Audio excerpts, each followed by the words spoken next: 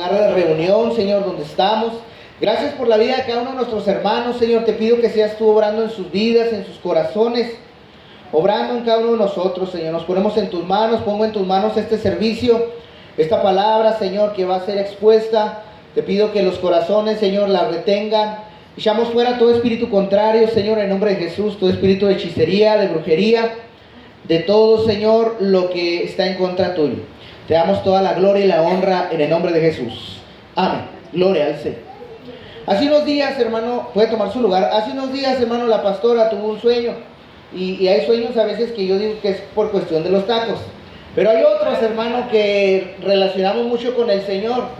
Y hace unos días, hermano, la pastora soñaba a una mujer que andaba echando agua aquí afuera del templo, pero ella soñaba que lo echaba en círculos. Y lo echaba en círculos.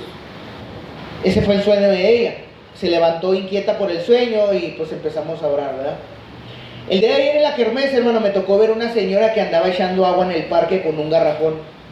Llegó con un garrafón y empezó a regar agua en el parque como si fuera fumigando. Y le dije a mi esposa, ¿viste lo que está haciendo esa señora? ¿Te acuerdas de tu sueño? Me dijo, a ver, ¿quién es? ¿Quién es? Por ahí una hermana dijo, ¿qué? Le digo, usted cálmese, usted no sabe qué rollo, ¿verdad?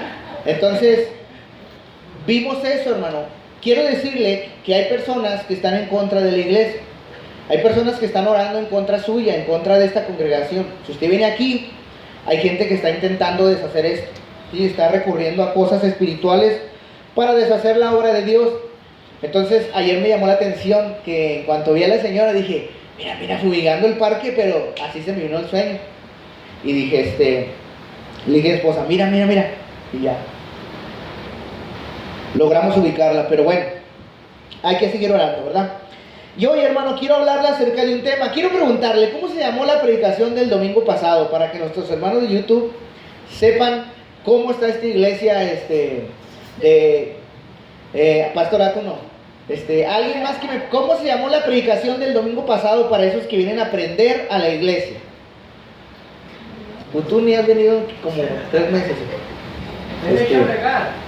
Derecho legal. Dios lo bendiga, mi hermano, amén.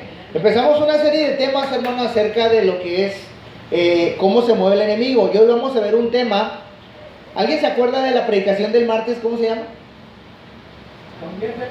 Gracias, hermano, Dios lo bendiga. Esos son los aprendices de la Biblia. Hoy vamos a ver un tema que se llama puertas abiertas, porque afortunadamente y desafortunadamente para muchos en la prédica le menciono cosas que a lo mejor usted no conoce y le dije, pues voy a tener que predicar de eso. Hoy vamos a hablar de las puertas abiertas, hermano, que la Biblia nos menciona, ¿sí? Y es el tema que vamos a ver hoy. Puertas abiertas se llama la predicación, para aquel que guste anotar, ¿ya? Entonces, es lo que vamos a ver, ¿eh? Las puertas abiertas, hermano, como tales, son áreas de nuestra vida, hermano, que se dividen en varios aspectos. El primero, que se divide estas puertas abiertas, hermano, entra en el área de la desobediencia. Cuando usted es desobediente y rebelde a Dios o a los líderes que tiene, ¿verdad? En el orden que Dios establece, nos vamos de esa manera, ¿sí? Usted abre puertas al enemigo en su vida. También cuando usted continúa con sus pecados, usted abre puertas a Dios en su vida. Cuando tiene heridas que no ha decidido sanar, o que no quiere sanar, o que no quiere arreglar, usted sigue abriendo puertas al enemigo. Cuando usted practica la idolatría en cualquier aspecto que lo llame, ¿verdad? Hoy en día el cristiano ya no idolatra imágenes, pero idolatra cosas, personas, trabajos, ambientes, cualquier sea otra cosa que sea primero que Dios. La Biblia lo cataloga idolatría. Y también, hermano, cualquier práctica que da lugar a que el enemigo se mueva en su vida, eso se llama puerta abierta. Como está ahí, aquí entra el calor como le da su gana, ¿verdad, hermano?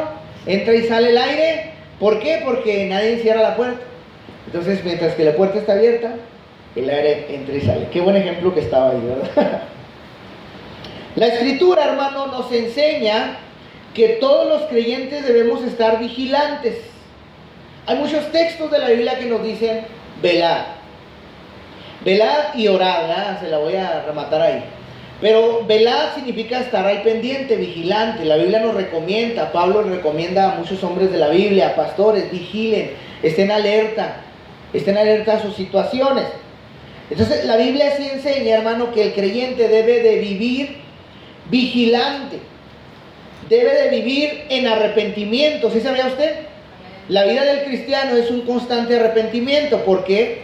Porque somos faltos delante de Dios. Y si no vivimos en un constante arrepentimiento, hermano, pues no vamos caminando por el camino correcto. Y también la Biblia nos enseña que tenemos que vivir sometidos a Dios. ¿Verdad que sí? ¿Le suenan estos términos? Debemos de vivir vigilantes, debemos de vivir arrepentidos y debemos de vivir sometidos a Dios. Cuando usted hace esas tres cosas, usted empieza a cerrar puertas en su vida, en la vida que le rodea.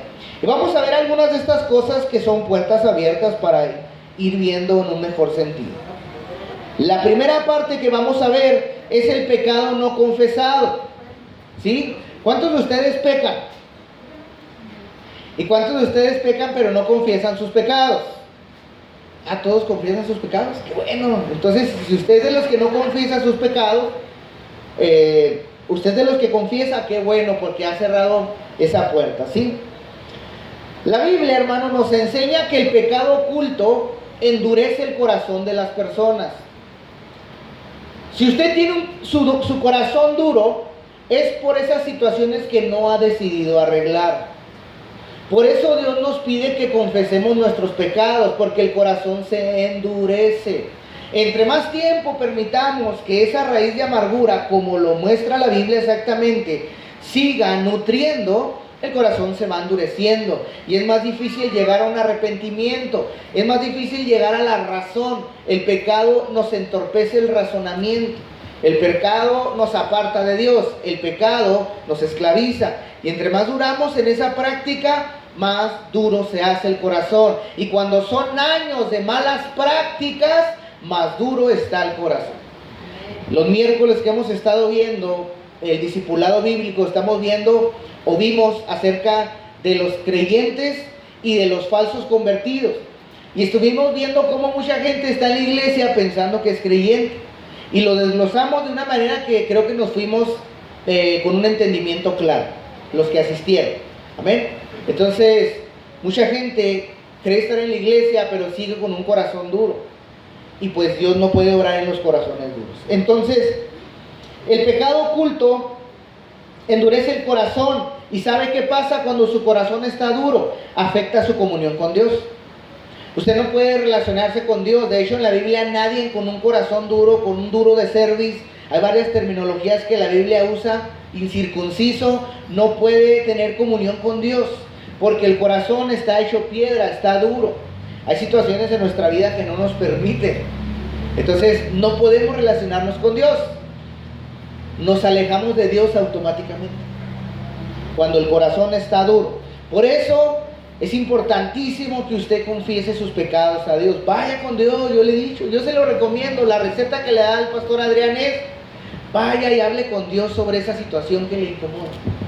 Platíquele a Dios y dígale como yo le digo: es que me cae gordo y no lo soporto. Platique con Dios y dígale eso, porque en realidad yo estoy reconociendo que mi corazón es duro y que necesito de su ayuda. Vaya y hable con Dios, confiésele sus pecados, dígale quién es usted, dígale que tiene problemas de lujuria, dígale que tiene problemas de pornografía, pero dígale a Dios, hable con Él y dígale: estoy batallando, ayúdame y no puedo.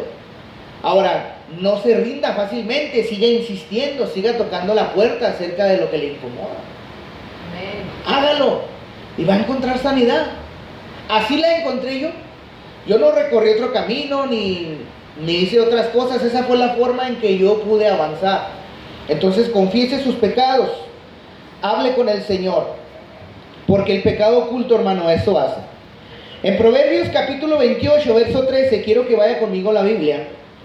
Proverbios 28, 13. Hablando del pecado oculto, recuerda que estamos viendo el tema, ¿cuál?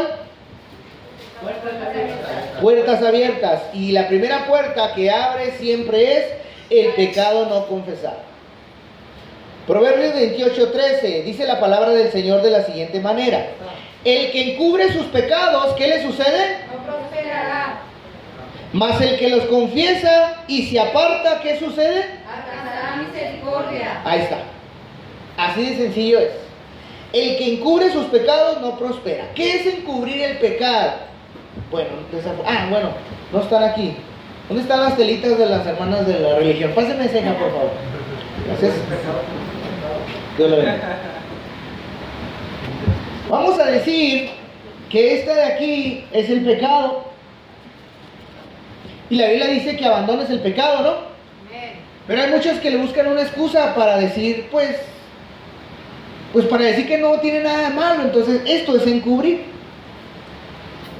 Se le llama pretexto, justificación o excusa. Eso es encubrirlo. Sigue ahí, pero hay una manta, hay algo que lo cubre, hay un ejemplo, cualquiera que sea. Eso se llama encubrir el pecado. Por eso yo le digo, o sea, si yo tengo problemas, vamos a decir así, de codiciar algo, y en mi corazón lo siento que lo codicio y siempre lo voy a sentir porque es una concupiscencia de mi vida, vamos a llamarlo así. Pero yo lo puedo justificar de muchas maneras. Es que ya lo haría Dios y Dios no contesta. Es que, pues es algo normal. Cualquier excusa que yo le dé, estoy encubriendo eso. Entonces, esto se llama encubrir el pecado. Y hay mucha gente en la iglesia que nomás hace esto. Y dije tapo lo ofrenda porque no hay cuánto ofrenda. Así que el que encubre sus pecados no prospera. Y eso es en toda área de la vida, hermano. ¿Sí? Tiene que prosperar. Porque a veces no prosperamos espiritualmente. ¿Qué nos estará deteniendo? Si es un pecado no confesado, ¿qué cree que nos detiene? Esa situación. El no confesarla. El no arreglarla. Cualquier situación, la Biblia nos lleva a arreglar las cosas. ¿Se acuerda? Si usted está peleado con un hermano, ¿qué dice la Biblia? Dele con la mano derecha. ¿No? ¿Qué dice? Perdona lo que más. Ve y arregla tus broncas. Porque entonces seguimos encubriendo el pecado. Es un pecado lo que está sucediendo ahí. Hay un agravio. Pero dice la Escritura, mas el que los confiesa, ya lo confesé, ¿verdad? Pero dice, y se aparta. ¿Qué alcanza? Misericordia. Entonces, si usted es de los que lo confesó, pero sigue ahí buscándole ruido al chicharrón, va a tronar. ¿Verdad? ¿Sí truena el chicharrón, hijo? Rudolf, cuando come chicharrón, truena. Entonces, eso va a pasar. ¿Sí? No va a alcanzar misericordia. Hay un ejemplo bíblico, hermano, en la Biblia. Todo el Salmo 32 nos da una explicación acerca de David cuando cometió adulterio. Si usted conoce esa historia, es de las más conocidas. ¿Sí? David comete adulterio, pero no nada más eso, hermano, también comete homicidio.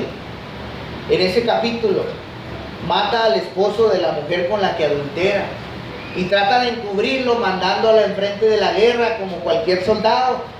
Le da una carta a sus comandantes y le dice: agárrame a Roosevelt y aviéntalo hasta enfrente de la guerra para que lo maten, así decía la carta.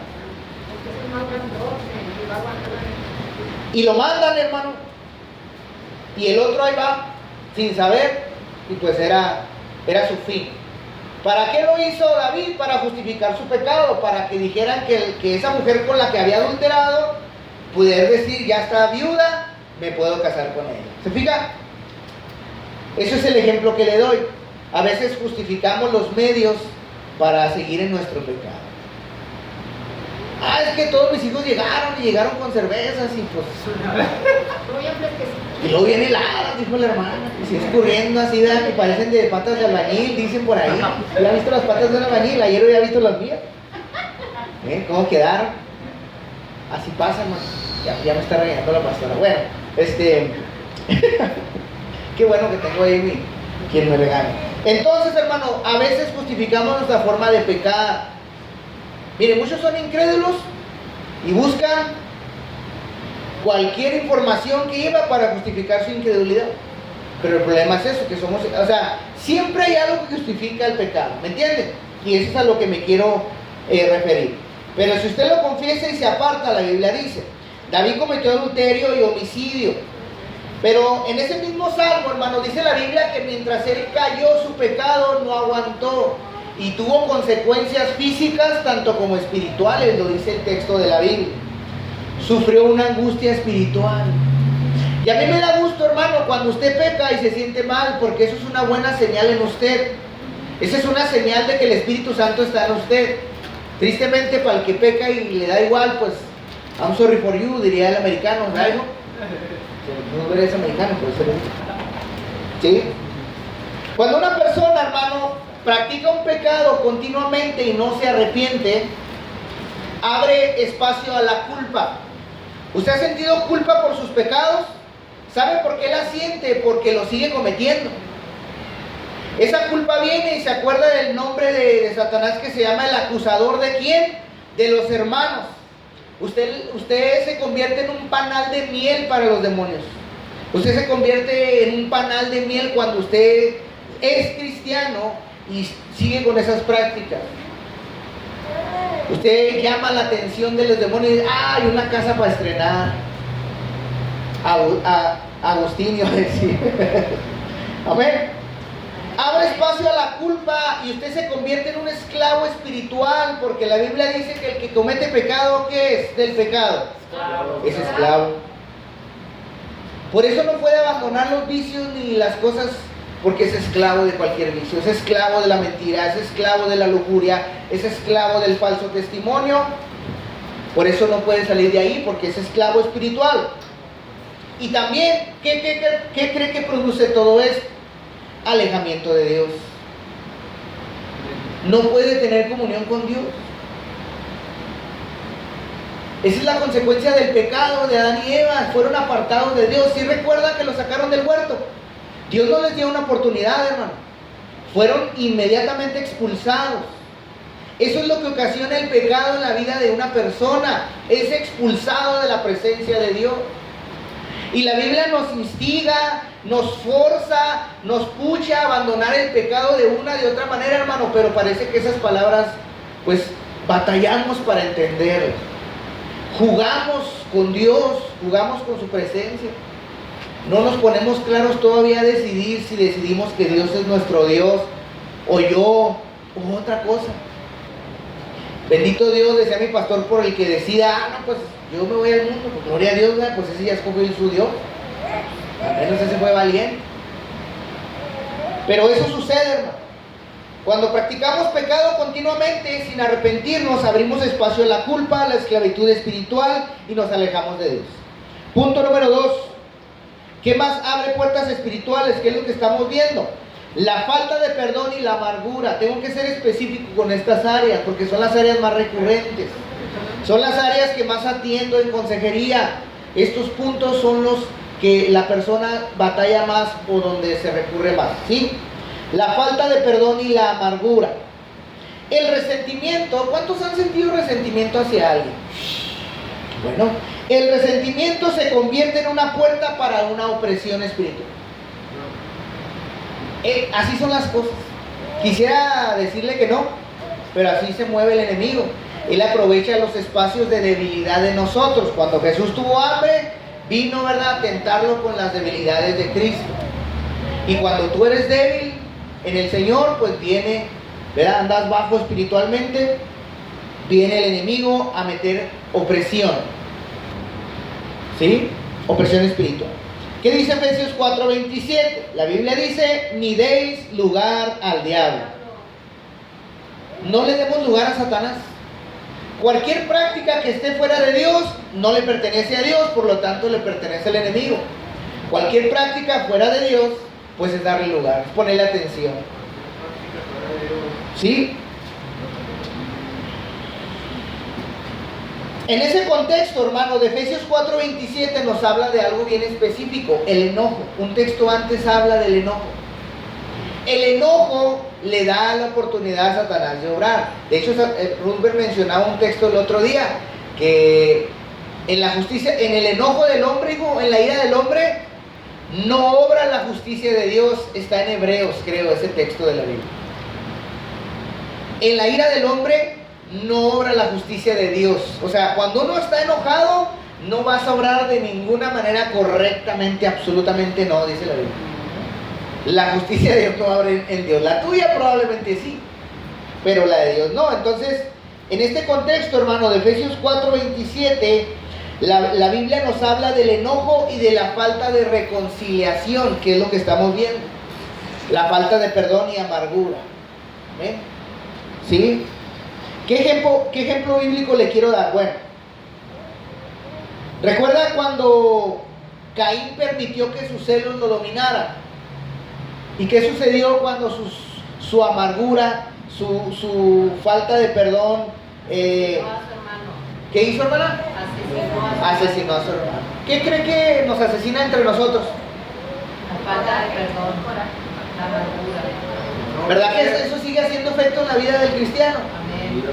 Y es lo que la Biblia nos va diciendo, que vayamos cerrando puertas. Ciérrale la puerta. Ciérrale la puerta. Miren, la otra vez me sorprendió mucho escuchar de una persona, y eso me habla de que Dios está tratando con su vida. A esta persona, hermano, le estaban abordando muchos pensamientos que le atacaban a sí mismo, ¿sí? Le hablaban tal vez de su realidad, le hablaban de lo que estaba experimentando, sufriendo. Y esta persona le empezó a decir: cállate, cállate, la Biblia dice esto de mí, y así pudo vencer, hermano. Porque si hubiera abierto espacio a esos comentarios, Satanás hubiera trapeado con ella, con esta persona. Pero afortunadamente, hermano, recordó lo que la Biblia le dice, y eso fue lo que hizo Cristo, hermano. Cristo se defendió con la palabra, ya se lo enseñé. Usted defiéndase con lo que dice la Biblia. Eres pecador, sí, pero Cristo ya me perdonó. Sigues pecando, pero si me arrepiento, Dios me perdona. Luche con esas voces que le hablan, hermano. No se deje, no se deje ganar. Entonces, Caín permitió que los celos y el enojo crecieran. ¿Hasta qué grado lograron hacer? Hasta cometer un homicidio. Porque ya en el corazón, hermano, quién sabe desde cuándo ya lo traía a su carnal en jaque, ¿verdad? Ya te traigo. Decía el chavo, ya te tocó el 8, ¿verdad? Pero si usted no corta eso, hermano, eso va a seguir creciendo. Es un área que usted está alimentando.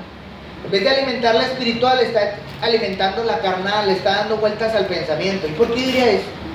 ¿Y viste lo que dijo? Pero y si sí, pero y si no. Si viera cómo el diablo usaba mi mente de esa manera, ¿te fijaste? Y esto y lo otro, no, pues esto y aquello y lo otro, y mi cabeza, hermano, estaba desordenada. ¿Qué es lo que dice la Biblia? Que llevemos los pensamientos sujetos ¿a quién? A Cristo. Habla de que si lo tienes que llevar sujeto, habla de que andan sueltos, que no tienen rienda suelta. En mi trabajo es apresarlos y llevarlos, meterlos a Cristo. Eso es lo que nos habla la Biblia, ¿sí? La amargura, hermano, ¿sabe qué hace la amargura en usted y en mí? Alimenta los pensamientos destructivos. La amargura es un alimento para tu mente, para autodestruirte y destruir a los demás. Mire, la amargura no se detiene. Usted siente amargura hasta con sus hijos, hasta con su padre, hasta con su madre, hasta con sus hermanos en Cristo. La amargura no tiene límites. Y entre más le das oportunidad, estás alimentando pensamientos para destruir tu vida. Lo bueno que quieras construir, la amargura lo deshace. Cualquier camino por donde quieras transitar, hermano, aunque ya le hayas llevado para acabar en la construcción, la amargura, si lo permites, va a deshacer todo lo que te has propuesto. Por eso dice la Biblia, suelta la amargura. ¿Cómo le hago? Vaya y arregle esa situación. Luche hasta que lo arregle. ¿Sí? La amargura, hermano, alimenta la división y la falta de paz en una persona. Cuando uno está amargado, hermano, uno se aparta. Y cuando te amargas hacia Dios, porque también nos amargamos hacia Dios, también nos apartamos de Él. Me siento amargado porque veo que el otro prospera, hermano. Eso le pasó a Caín. Porque el otro sí prospera y porque yo no prospero. Eso también nos amarga, hermano. Es una realidad, hermano. Yo lo experimento, lo he experimentado. Me he aventado tiempo luchando con espíritus de amargura. Pero ya decidí decirles hasta aquí. Ya basta. Ya no vas a, yo no voy a ser tu títere. Ya no más. Es necesario que usted tome eso, ¿sí? Dios llama al creyente a perdonar así como Él nos perdona. Simplemente le estoy recitando lo que usted ya lo sabe. ¿Por qué debemos perdonar a los demás? Porque Dios ya nos perdonó. Hay hasta parábolas que nos hablan de eso. ¿Cómo dejo de sentir amargura hacia esa persona? Perdónala. Es que no quiero perdonarla, entonces no vas a poder abandonar la amargura. ¿Tiene que haber otra forma? No va a haber otra forma, no hay otra forma. Ve al psicólogo, ve a lo que tú quieras. No vas a encontrar otro camino para el perdón. Es que me dañó mucho. No hay otra forma más que el perdón. No hay otra forma más que perdonar. Eso nos dice nuestro Dios, que creo que sabe de perdonar. Creo que si alguien sabe de perdonar, es Dios. ¿Sí? Número 3, hermano. ¿Qué otra cosa abre puertas en nuestra vida? El ocultismo, la idolatría y prácticas espirituales prohibidas. ¿Sí? El ocultismo, la idolatría y prácticas espirituales prohibidas.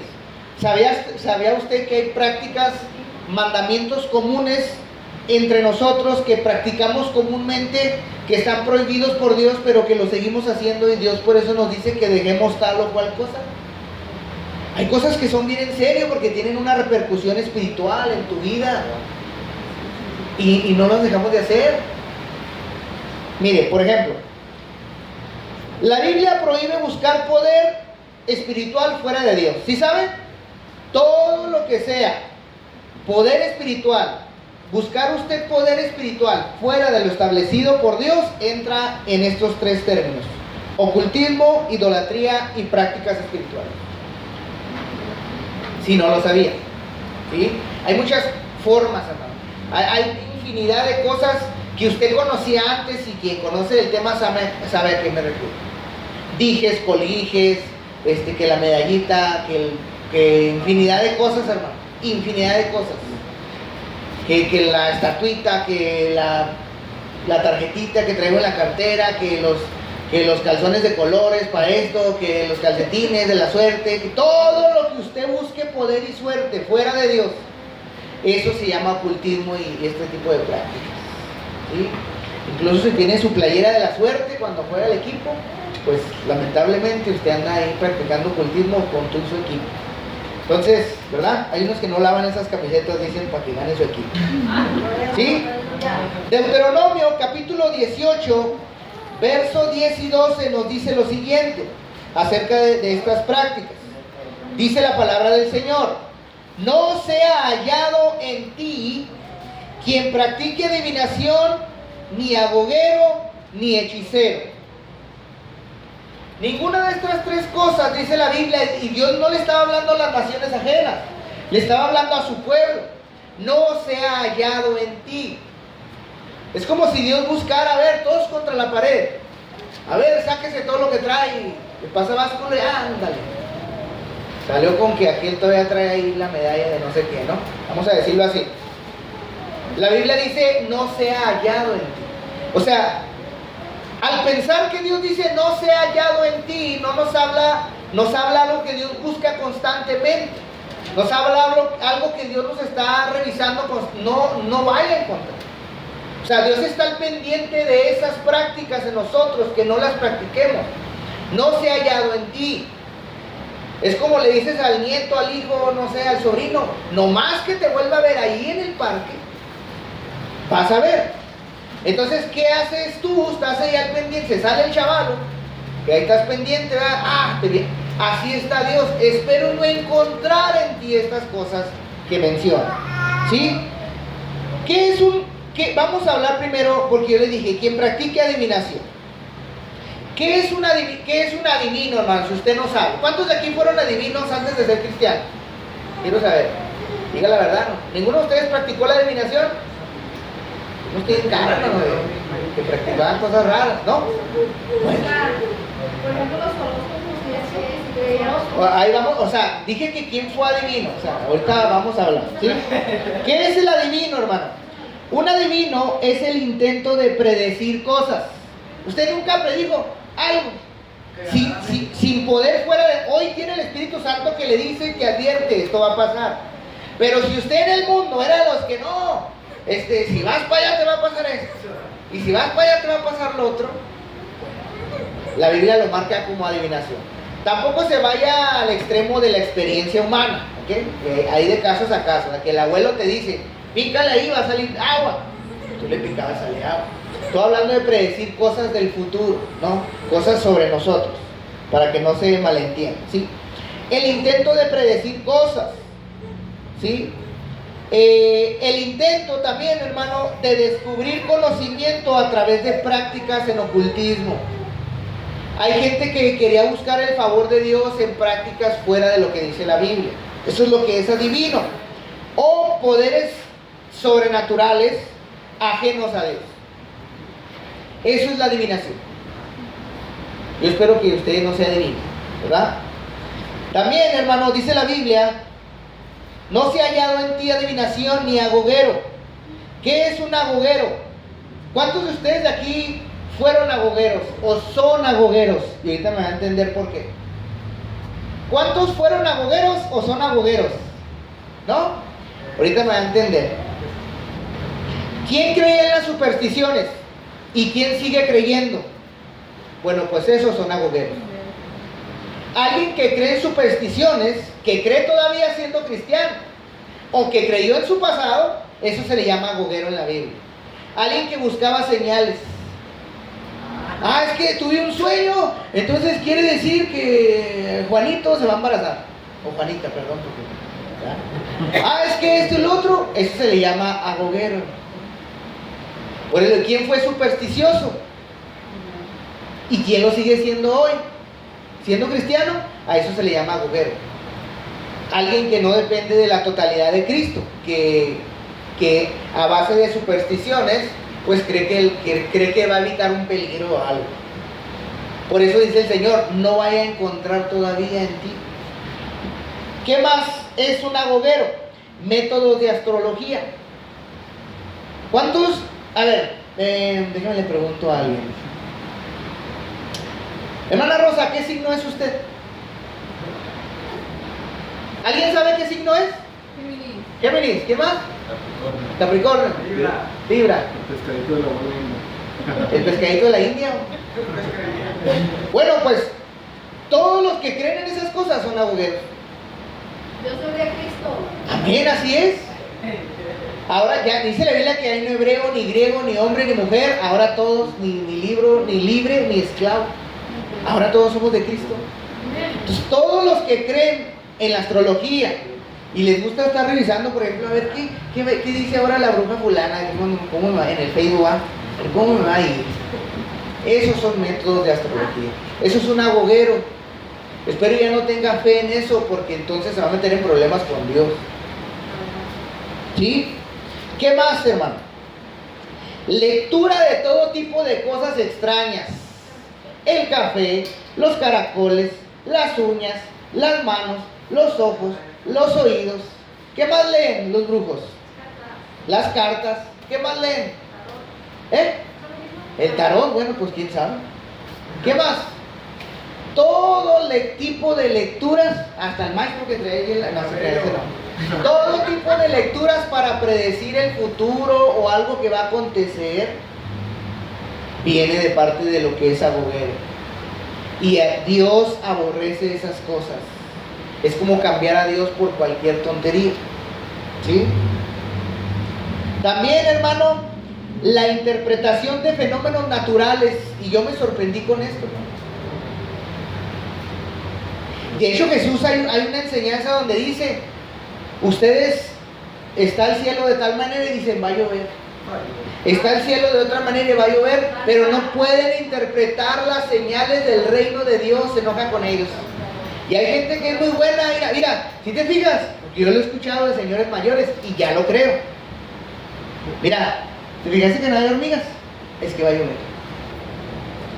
Cuando no vea hormigas afuera es porque va a llover, las hormigas se meten antes de que llueva. ¿Qué otras cosas dicen tú, Lalo? Una que me digas. Las riumas. Las riumas. Va a llover cuando den la rodilla. Ah, sí, lloran. A la hermana le duelen, ya ve, hay que mantenerla de meteoróloga. Yo tengo uno de Puerto Rico. Yo tengo uno de A ver, la de Puerto Rico, güey, hasta ahí terminamos. ¿Cuál es? Si una paloma te hace popó encima, es de buena suerte. Ándale, ¿ya ven? Eso es una goguera, hermano. Son creencias que si pasas por abajo de la escalera, que pasó un gato negro, creencias, hermano, que vienen de la goguería y que hemos adoptado, hermano. ¿Qué ejemplo bíblico, hermano? Bueno, por ejemplo, en 1 Samuel, capítulo 28, hermano, está una historia cuando Saúl consultó una adivina, cuando Dios se había molestado con él por desobediente y empezó a buscar la adivinación. ¿Recuerdan? Bueno, si no, le aconsejo que lo lea porque un día vamos a hablar de ese tema. Saúl consulta a una adivina para buscar la voluntad de Dios, ¿se imagina? ¿Se imagina consultar a un adivino cuando Dios está prohibido? La Biblia dice, hermano, que lo que surge de esa consulta de esa bruja, la interpretación correcta que se ha tenido, hermano, es que no es la persona que se consultó, sino un demonio en forma de la persona. Y le dice cosas a Saúl, hermano.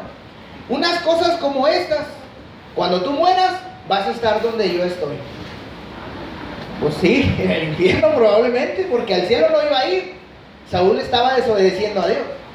Entonces, ahí donde ven algunas cosas extrañas, los teólogos se dan cuenta que no era una persona. Pero parece ser que estas personas, hermano, adivinación y agoguería, pues pueden ejercer prácticas espirituales, vamos a decirlo así, demoníacas, porque buscan ayuda de otra cosa que no es de Dios. Todo lo que sea espiritual, que no sea de Dios, trae movimiento demoníaco de otro índole. Entonces usted puede ver en ese capítulo esa historia, ¿sí? La hechicería, el espiritismo, la brujería, los amuletos. ¿Cuántos tienen amuletos todavía por ahí? A ver, es que la cartera, hermano, ¿quién? Todavía hay gente cristiana que carga amuletos, tiene amuletos en su casa. Y eso es verdad, y es bien común, hermano, eso que sucede. En las puertas. En las puertas de su casa. Es más, ¿sabe cuál es el amuleto más grande que tiene el cristiano? Esto. Porque lo tiene en su casa y no lo lee.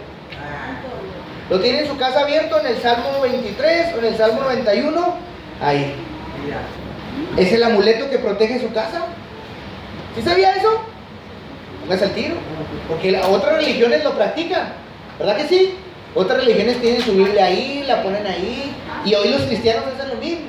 Y voy a decir el mismo chiste que platico cada rato porque no tengo otro. Mi pastor dice que cuando él llegaba de la iglesia, cuando no era pastor, su aire, su rejilla no tenía rejillas. Entonces él, en cuanto llegaba de la iglesia, dice que él ponía la Biblia y la acomodaba de tal manera que le daba directo al sillón donde él estaba. Cuando llegaba el otro día de culto, 4 o 5 días, ahora sí, la Biblia. Y hoy la sacaba del aire y ahora sí se iba a la iglesia. Ese era su amuleto de él. No sé si también, ¿usted no tiene amuleto en casa, primo? Busquen mi Biblia, tiene. Fíjense. Aquí la dejó en la iglesia. Bueno, entonces, amuletos y prácticas ocultas son vistas en la Biblia como rebelión contra Dios. Usted es rebelde contra Dios cuando sigue aferrándose a esas prácticas. Ya no lo haga. Y hace una apertura peligrosa espiritual en su casa. Hay gente que en su casa se mueven cosas, avientan cosas, se oyen ruidos. ¿Sabe por qué? Porque usted nomás ha estado jugando con Dios. Jugando inconscientemente muchos porque siguen abriendo puertas sin saber. Usted tiene que tener cuidado. Si usted es de Dios, dedique su hogar a Dios. Saque todo lo que a Dios no le gusta de su hogar. Pero no juegue con Dios porque los demonios no están jugando. Amén. Amén. Número 4, hermano. Voy a acelerar el paso, Idolatría y amar más las cosas que a Dios. Número 4, idolatría y amar más las cosas que a Dios. ¿Cuántos tienen cosas que aman más que a Dios? Levante su mano. ¿Sí? 1, 2, Elí. ¿Tienes más cosas que aman más que a Dios? ¿Sí? Ok. Si hay cosas en su vida más importantes que la voz de Dios, usted está practicando la idolatría. Es bien duro confrontarse con eso, ¿no? Pero es más duro cuando Dios te habla y no haces caso. Se lo digo yo. Yo huí de Dios muchos años y me atormentó tanto la mente, hermano, que casi me volví loco por querer escapar en drogas, en mujeres, en lo que la vida da. Hermano, dañé mucho mi mente, en dinero, y la voz de Dios ahí insistente en lo que tenía que hablar. ¿Y sabe quién me recogió al final? Dios. Todo lo que conseguí se fue. ¿Y sabe quién me estuvo esperando al final? Cristo. Siempre estuvo ahí. Y ahora me arrepiento de haber desperdiciado mi tiempo. Pero a veces es necesario, porque nadie experimenta en cabeza ajena, dice mi mamá. Decía mi mamá. Ese consejo se me quedó muy grabado. Mira, a veces uno como pastor, hermano, se la pasa aconsejando a la iglesia. Y duele mucho ver cuando las personas no obedecen y luego les pasa lo que uno les dice. Porque eso va a pasar, es como un papá con sus hijos. Pero ¿sabe qué entiendo yo? Que a veces la gente tiene que experimentar. Porque si no, no van a entender. No van a entender. Y la gente tiene que toparse en el fondo y tiene que entender solo, decir, fíjate, ya me habían dicho, ¿verdad, Rosberg? Ya me habían dicho. Ya me lo habían advertido. Y así a veces tiene que pasar, pero esa es parte de la voz de Dios, quien Dios pone a tu lado y la misma voz en tu mente que te dice, hey, si no es.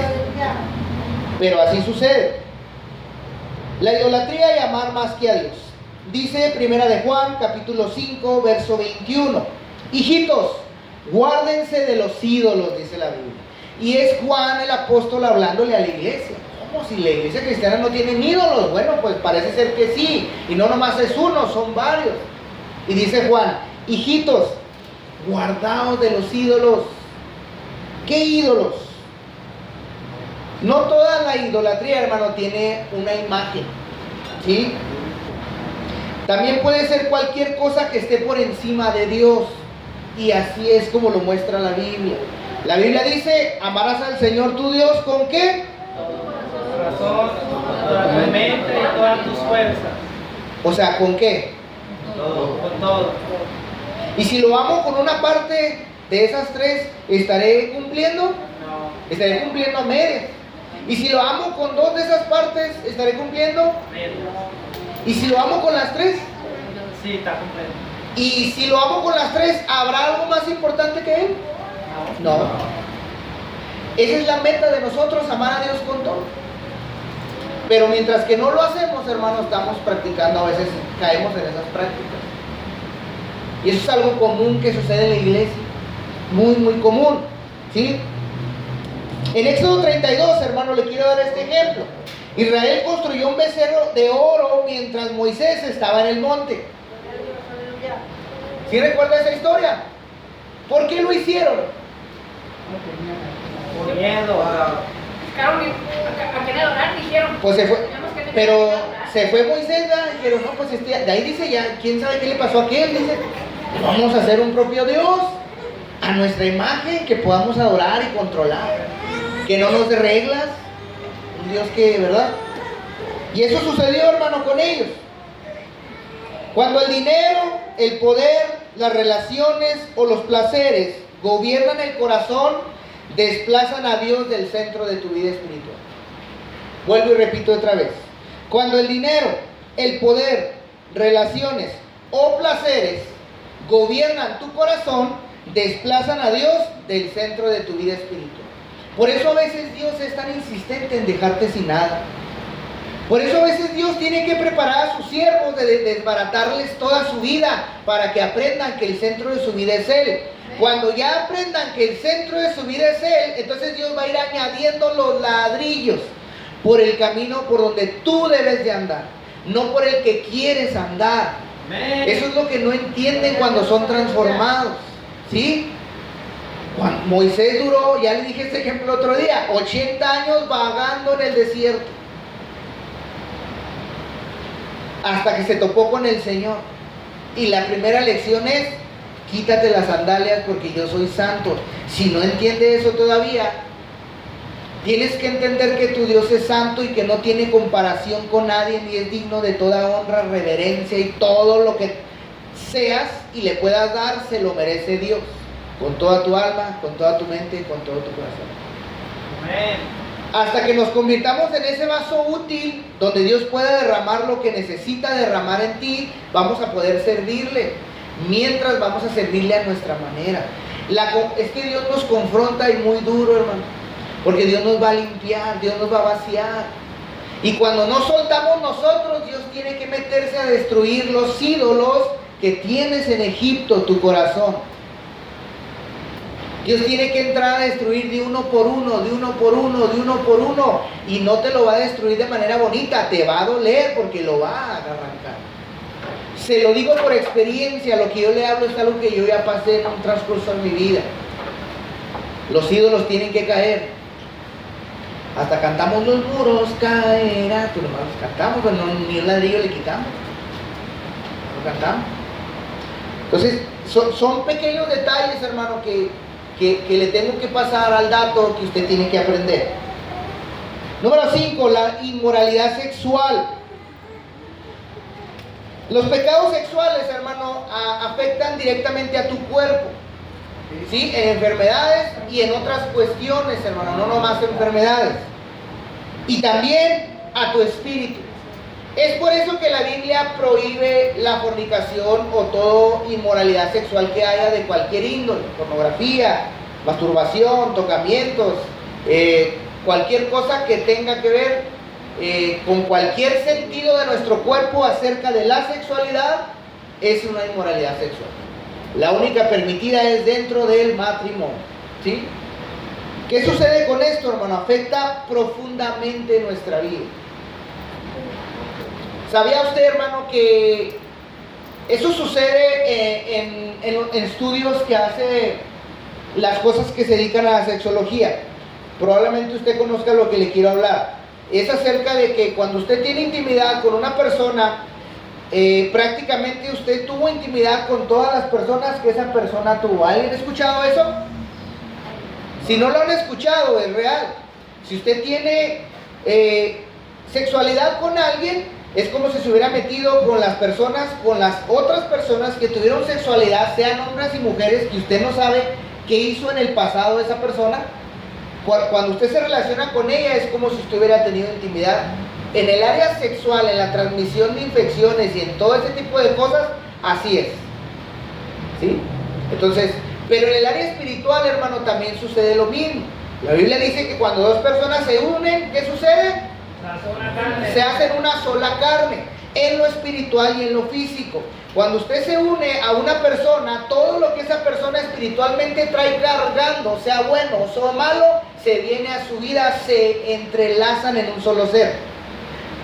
Cada práctica sexual dentro del matrimonio, que es correcta, se hace en una sola carne, pero fuera de ella también. Por eso Pablo habla y dice que el que se une a una ramera, se hace uno con ella y acarrea todas las maldiciones, broncas y problemas psicológicos que trae esa persona, vienen a su vida. Ahora, también hay un estudio, hermano, que no recuerdo cómo se llama, pero se lo dejo de tarea para que lo busque si le llama la atención. Es un estudio que empezó en cuerpos, hermano, en personas fallecidas. Empezaron a hacer estudios acerca del ADN y fueron encontrando, hermano, que estas mujeres, primero empezó en mujeres, se los hacían al hacer la autopsia, encontraron que en una parte del cerebro, hermano, se estaba alojando ADN de personas. Entonces, la ciencia primero pensó que era lógico que porque traían en el vientre compartían una unión con los hijos. Entonces, se creyó que era común, pero como fue avanzando la ciencia, se dieron cuenta que era de puros hombres, porque lo empezaron a hacer en estudios en mujeres que habían fallecido. Entonces, al darse cuenta, sí encontraron células de sus hijos, pero no nomás de sus hijos, sino de hombres de otros ADN.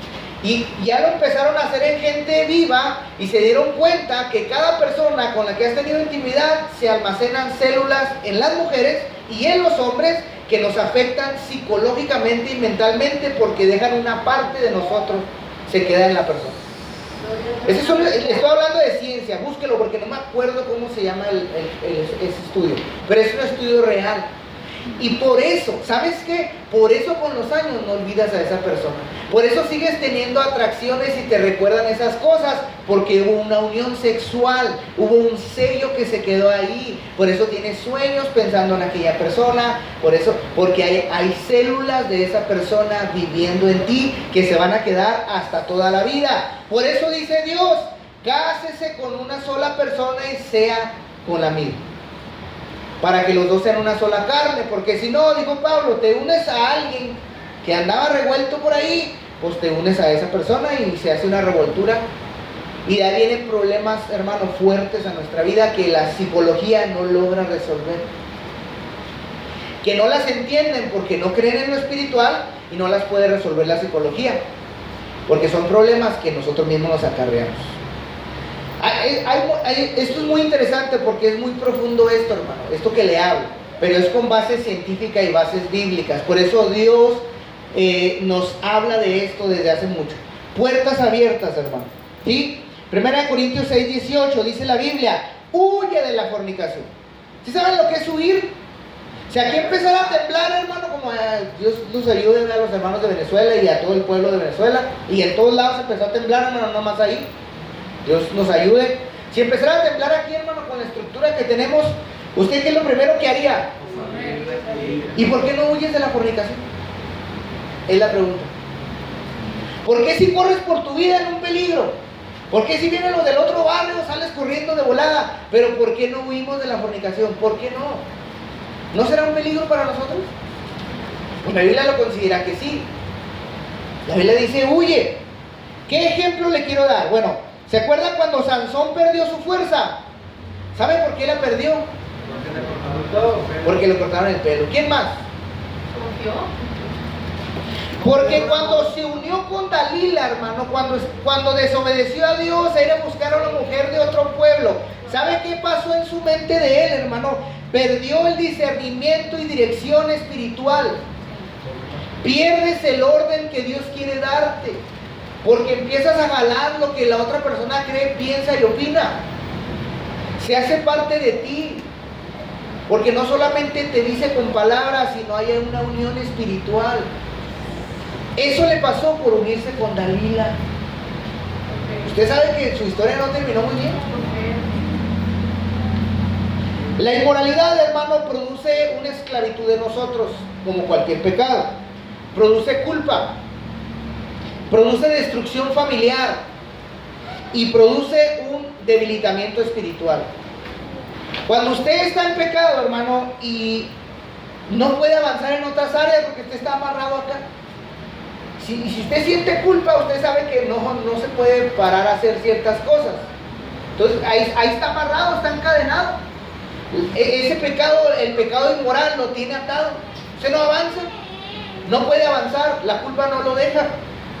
Y aparte se debilita porque no crece, porque sigue atado al mismo pecado y no lo va a soltar. Quién sabe cuántos años vaya a pasar ahí. Ahí se va a quedar atorado. ¿Sí? Número 6, orgullo y autosuficiencia. ¿Cuántos son orgullosos aquí? ¿Cuántos se creen que pueden hacer las cosas? Bueno, esas son puertas espirituales, hermano. El orgullo abre la puerta, pero ¿sabes a qué? A la caída espiritual. Porque la Biblia dice que a los altivos, ¿cómo los mira Dios? Y a los humildes. Entonces el que sigue orgulloso, su camino es...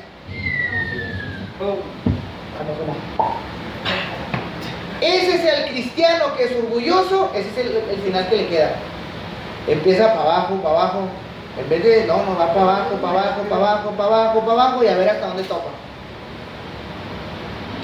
Santiago 4:6 dice la Biblia, Dios resiste a los soberbios y da gracia a los humildes.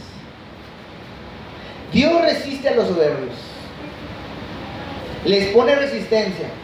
Es más, se pelea con ellos, hermano. Eso es resistir. Oye, Dios, nah.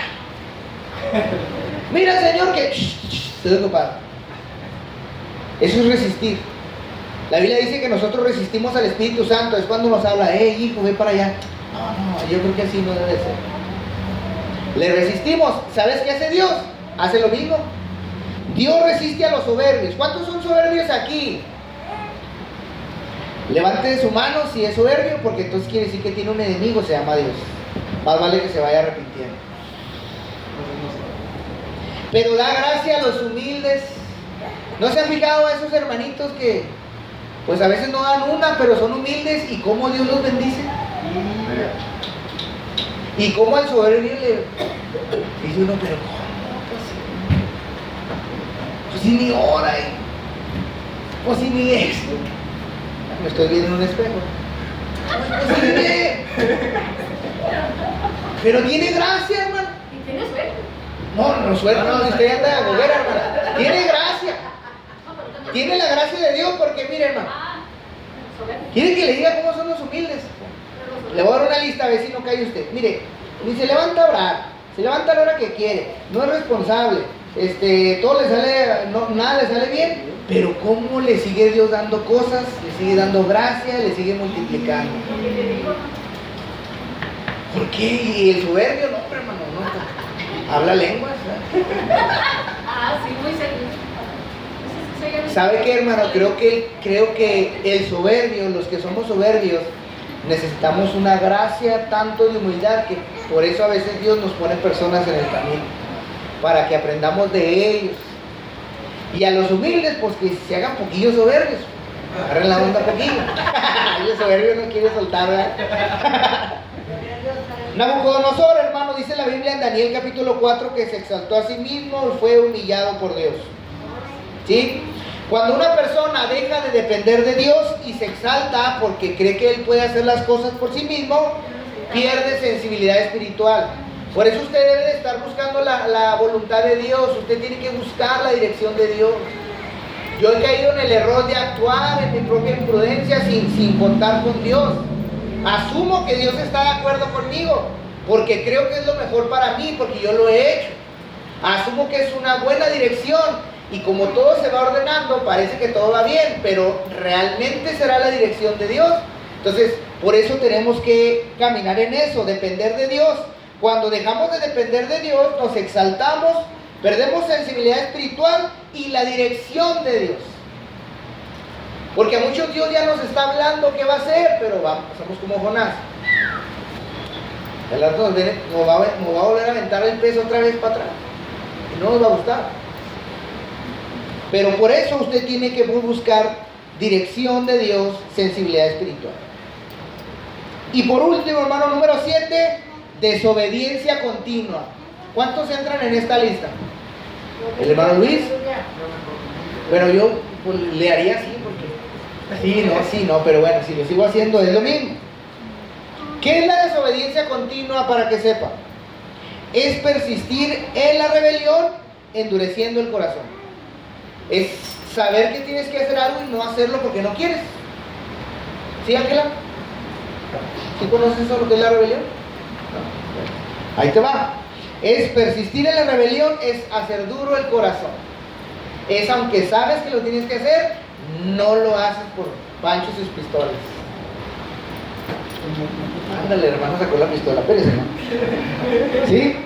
Primera de Samuel 15:23 dice la Biblia: porque como pecado de adivinación es la rebelión.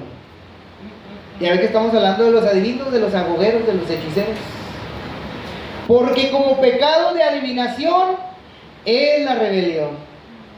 Desde el momento que usted es rebelde, ¿qué cree? Ya se hizo brujo. Se le va a acusar del mismo pecado. Como aquel que odia a su hermano, se le va a acusar de homicidio. Tiene la misma nivel de gravedad. Si usted odia a alguien en la iglesia, le cae gordo, pues ya fue acusado de homicidio delante de Dios. Si usted es rebelde, se le va a acusar como un hechicero. Y si es hechicero, ¿qué hace el hechicero? Va con Dios, va en contra de Dios. Entonces el que es rebelde, pues va igual que el otro. El rey Saúl desobedeció repetidamente las instrucciones de Dios, ¿verdad? ¿Sí o no, hermana María? ¿A usted le consta? ¿Lo leyó? Ahí está. Hermana María, ¿ven? Si lee la Biblia. Repetidamente. Y Dios fue misericordioso, pero él repetidamente insistió en desobedecer. ¿Sí? La desobediencia constante, ¿sabes qué va a causar en tu vida?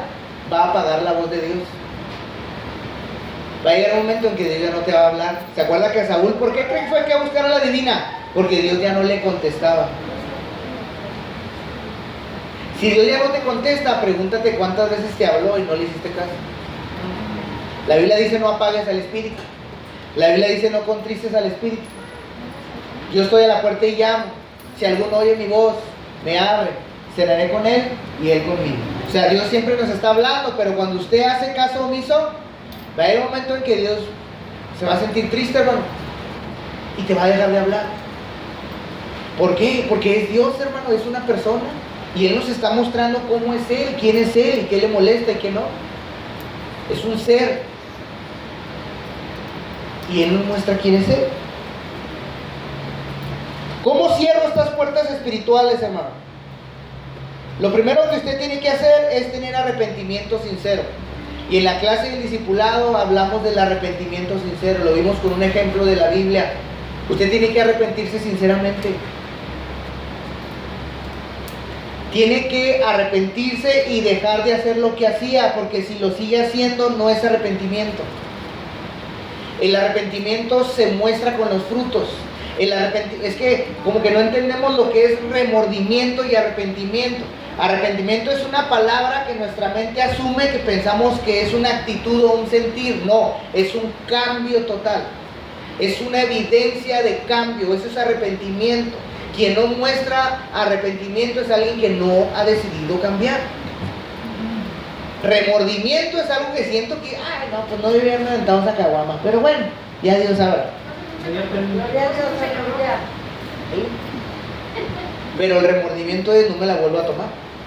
Digo, el arrepentimiento, ya no me la voy a tomar. Y ya no se la volvió a tomar. ¿Verdad, hermano Chávez? El último 6, ¿cuándo fue, hermano? Hace poco, hermano, hace poco. Unos 4 o 5 años, ¿no? Bueno, a ver si la hermana no lo descubre.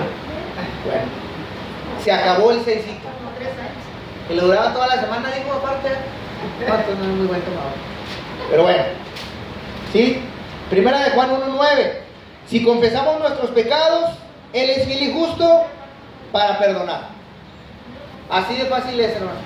Confiese sus pecados. Hijo de bien, ¿le has confesado tus pecados a Dios? Anteriormente, sí, claro. Entonces, cuando lo hacemos, Dios nos perdona, dice la Biblia. Quiero que sepas, iglesia, que cuando te confiesas ante Dios, Dios te perdona. Ahí termina lo que traías arrastrando. Se queda en tu mente, se queda en tu corazón, pero Dios nos ayuda a terminar con todo eso. Tenemos que empezar a sacar todo eso de nuestra vida. ¿Cómo cierro puertas espirituales? Renunciar al pecado y a las prácticas incorrectas. Si hoy Dios te habló acerca de la boguería, de la hechicería, y renuncia a esas prácticas, ya no las vuelvas a creer ni vuelvas a consultar. Yo me acuerdo aquí que venían las hermanitas todavía aquí con su ¿cómo se llama? Con su segurito en la panza, unas están embarazadas. Además hasta el sanjuditas traen colgado ahí. Ellas bien tranquilas porque no entendían, ¿verdad? Hija, puedes maldecir a tu hijo desde el vientre haciendo esas cosas. Se lo estás ya entregando a un ser espiritual que no es Dios. Pero pues mucha gente se aferra a lo que cree, ¿verdad? Y se tiene que respetar, pero la consecuencia se le tiene que advertir. Renunciar al pecado y a las malas prácticas. Hechos 19:19. En estos textos, hermano, usted ve cómo creyentes que se convirtieron en Éfeso quemaron todos los objetos relacionados con la magia. O sea, los quemaron, decidieron creer a Jesús y aventaron todo. Si yo le dijera aquí, hermano, es momento de venir a aventar aquí al altar todo lo que te aparta de Dios, escucharíamos la voz como de Hechos 19:19. Dice que estos creyentes, hermano, quemaron todos los objetos que tenían que ver con la magia y el ocultismo, porque ahí profesaban mucho de ese tipo de cosas, que era una gran ganancia. Cuando juntaron todos esos libros, era mucho dinero lo que, o sea, esos maguillos no andaban con cualquier santillo, eran puros sandinerín y no sé, sanfenita, ¿verdad? Entonces, la pregunta es, hermano, ¿seríamos capaces de hacerlo como Hechos 19:19? ¿Qué otra cierra la puerta? Permanecer en oración y en la palabra. Por eso la insistencia, hermanos, de la iglesia. Sigamos orando, venga la oración, venga en la mañana, venga en la hora que toca. Ore en su casa, ore en el grupo. ¿Sí? Efesios 6:11 dice la Biblia: vístete de toda la armadura de Dios. Vístete de toda la armadura de Dios. Hermano, pero ¿cuál es la armadura? Pues ya empezamos mal. Al menos sabes que te tienes que vestir de algo, ¿ah? Sí, sí.